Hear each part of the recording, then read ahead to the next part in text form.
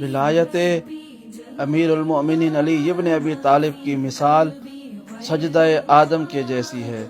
جیسے پروردگار نے فرشتوں سے کہا تھا کہ آدم کے سامنے سجدہ کرو، تو جس نے سجدہ کیا وہ قیامت تک کے لیے علیہ السلام بن گیا، اور جس ایک ابلیس نے اپنی ساری عبادات ہونے کے باوجود ایک سجدے سے انکار کیا تھا، تو اس کی ساری عبادات رد کر کے اس کے منہ پہ دے ماری، اور پروردگار نے اسے قیامت تک کے لیے مردود بنا دیا۔